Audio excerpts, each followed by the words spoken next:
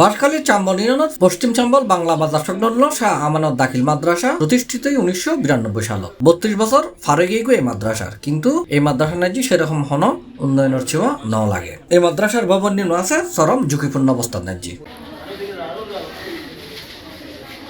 সরজমিনে যাইরে দেখা গিয়ে হন হন ভবনের সাদতুন ফিলের সরে গিয়ে আর মাদ্রাসা প্রাঙ্গণ নাজি গণমাধ্যম কর্মীর উপস্থিতি দেখি এডিয়া ছাত্রছাত্রী দৌড়ি আসি তার অভিযোগের হতা হয়ে বেলায় ছাত্রছাত্রী হলে C+-এর হই 7 ঘন্টার মধ্যে হয় যে নাইলে 1 ঘন্টা নাইলে 2 ঘন্টা ঠিক মতো ক্লাসে হয় না আমাদের সবাই নাই না মাঝে মধ্যে একটা নেই আর কি স্যার। আর তো ফাসিলিটি স্যার ফাসট একটা ক্যান্টিন এন্ড ওদে আর তো হনদে বাথরুম ব্যবস্থা জ্ঞান নাই আগল দি নলকূপ আছে বেলদি বাঙ্গাসর আমরা যাইরে সাইড কারণ আর পানি ওদে নুরন যায় মাঝে মধ্যে আর ওদে নুরন নিতে নদী বন্ধ করে দেয়।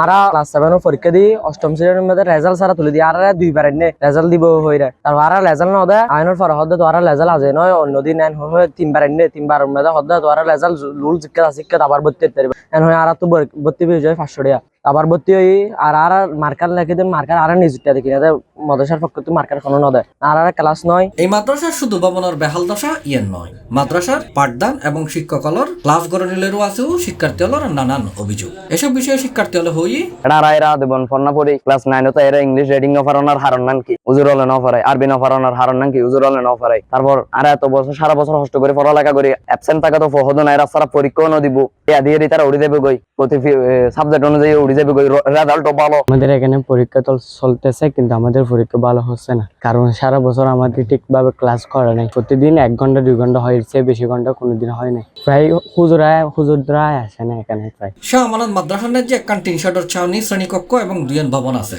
3 ভবনের প্রত্যেকখানি আছে ঝুঁকিপূর্ণ অবস্থা।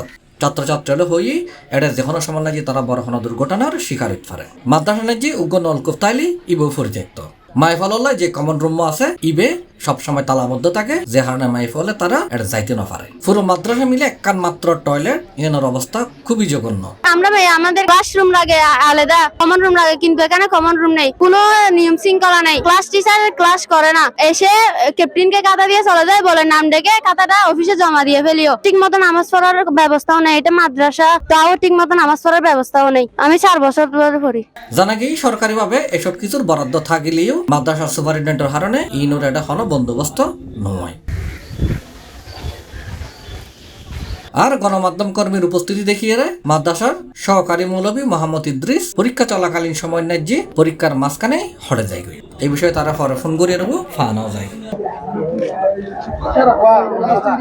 ছাত্রছাত্রী হলোর অভিযোগের বিষয়ে শাহ আমানত দাখিল মাদ্রাসার সুপারিনটেন্ডেন্ট জাকির আল হাসান জানতে চাইলে তিনি হই রেগুলার ক্লাস নয়, ইভেন আমার বিরুদ্ধে অভিযোগ আছে অনেক ক্লাস নয়। সুজন নামক একজন আছে ও ক্লাস নয়। 2 নম্বর হচ্ছে আমরা সেশন ফি যা আছে বাইরে লন বার্ষিক ফি যা আছে তা বাইরে লন ফল হাতা দায় বেলা হাতা চাই বেলায় কোন কত হই তাছাড়া এই ধরনের কোনো সুযোগ সুবিধা না। বাঁশখালীর সর্বমোট নিম্ন খরচে নিম্ন ফি লেখাপড়া করে শাহ আমানত দাখিল মাদ্রাসা মনে হয় আমাদের কোনো মাসিক বেতন নেই, ফ্রি। শুধুমাত্র অন্যান্য প্রতিষ্ঠানে চাইয়ে একদম কম খরচে ফি নির্ধারণ মোটামুটি যেটা দিয়ে আমরা ইয়া করতে পারি। এটা ছাড় আছে, আমাদের ছাড় আছে। নোটিশ বলে কোনো নোটিশ নেই কেন? পরীক্ষার রুটিন থাকে, বিভিন্ন ধরনের নোটিশ থাকে।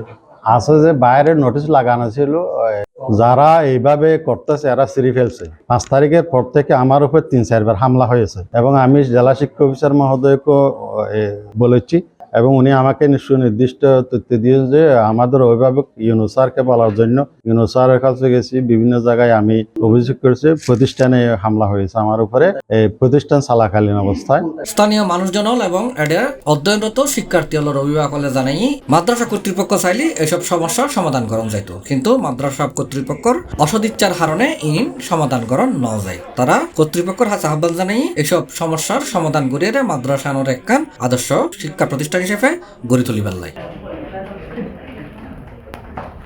C+ TV, Chittagong.